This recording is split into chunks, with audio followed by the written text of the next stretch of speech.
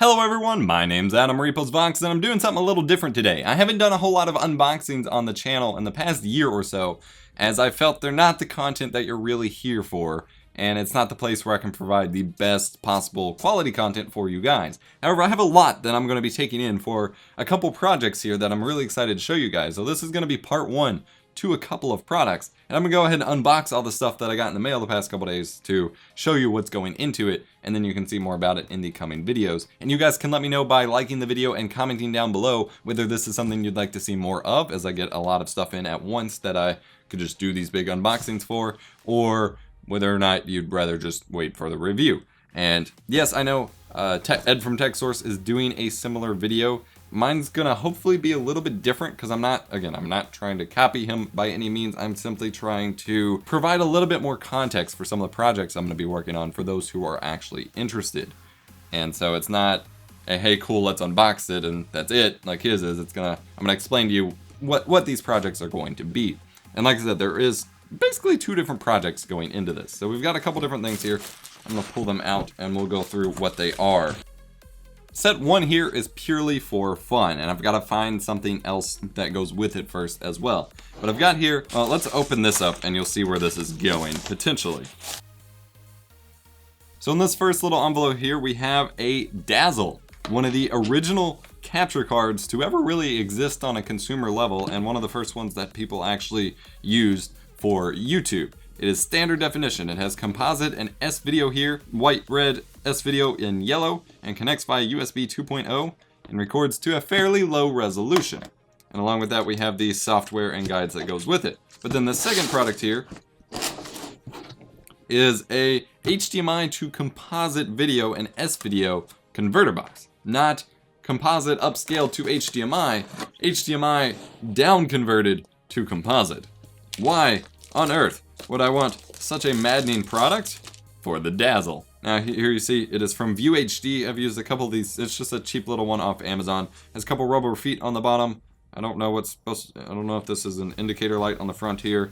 And then HDMI input, NTSC or PAL switch. I'll of course be using NTSC, and then S-video, yellow, white, and red output along with a power port. And I am actually impressed. I thought I'd have to go cable diving in a couple boxes for some cables. It actually came with the RCA and S-video cables, so that actually saves me quite a bit of time going through this. And then it has the wall wart included as well, which will be nice.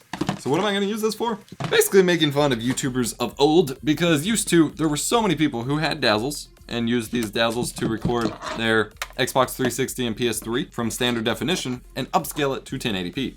And that just drove me mad. And you know, I talked about in my 21:9 should you upload in 21:9 discussion video that you shouldn't screw with your formatting that much because it just looks really wonky on YouTube. That's something a lot of people did back in the day for their like Call of Duty videos and stuff, and there were so many videos, and I'm really hoping I can still find a couple so I can show like the titles. But basically saying that you don't need an HD PVR, you don't need a Blackmagic, you don't need an Elgato, you can make your Dazzle do 1080p video and it looks just fine for YouTube. No one will notice the difference. So that's what this video will be. Is a Dazzle useful in 2016 for video? The answer is obviously going to be no, but I'm hoping to make it kind of funny and just show what it looks like to run the PS4, and it's going to be Black Ops 3 probably, or something like that, through a composite selection and record it with a Dazzle. I think it might be an interesting video. I like doing goofy projects like that, as you guys probably know by now. The second set of products are actually the opposite of this setup, basically, which is why I wanted to open them up together here. So we have from Ranky IJE Tech. It's a DisplayPort 1.2 cable. I didn't actually need this apparently. Apparently I already have one, but it's just for doing 4K at 60 Hertz over DisplayPort to go with a couple of these other products here. So here we have the DataPath Vision SC-DP2. DataPath is a company that makes very professional, very, very high-end, and very, very expensive capture cards. These capture cards are designed for professional broadcast situations or just absurd requirements. And I thought, okay, what can we use to record 4K from a capture card? Since we're in talks about the Xbox One Scorpio and PlayStation 4 Neo, you know, outputting 4K, people are looking into, well, how do I capture that? there aren't any real consumer options on the market, and this capture card costs well over, well, not well over, but a little over $1,000. And so we're going to be taking a look at it here. This one captures via DisplayPort. The best part is it can actually capture two 4K 60 inputs via two DisplayPort inputs. So we've got the card here. It comes packaged very much like a standard graphics card. And like I said, it is a very high-end product. We've got a user's manual and a driver CD, because you're definitely not going to be getting the drivers off NVIDIA's website here. Then we have the card itself. It's got a giant-ass heat spreader here. It doesn't look like there's a fan to it, but a ridiculous heat spreader.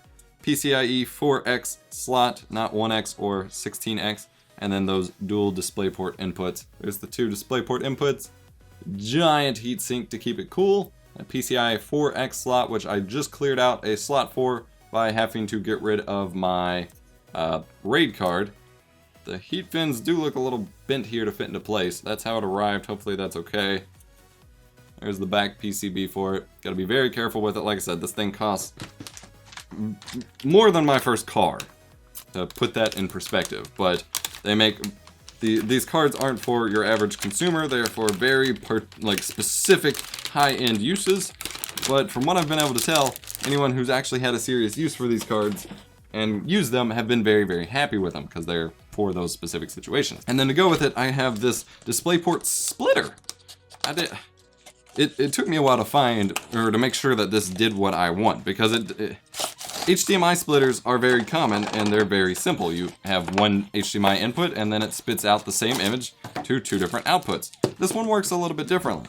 So we have the converter box here. It's got a DisplayPort input and this micro USB connection for power, nothing on the top, and then two DisplayPort outputs. And how this actually works, and see, it does come with a little small DisplayPort cable as well. But the way this works is it actually can turn a single DisplayPort into two different monitor outputs. So I think it was like at 1440p 60 Hertz, you could send it to two different monitors and actually have them two independent monitors from that one connection, because of how fast and powerful the DisplayPort port is. And I didn't realize this, and I just wanted a mirror image, and so that's what I'm going to be doing here, and I had to make sure that this one does it. But this one is from Sunix. Again, I just picked it up on Amazon. It is a DisplayPort 1.2 MST hub, and so it supports extend mode and mirror mode, depending on the resolution that you're using. So I'm going to be doing full ultra high definition 60 Hertz from my splitting to my monoprice monitor and then to the capture card itself, or the data path capture card.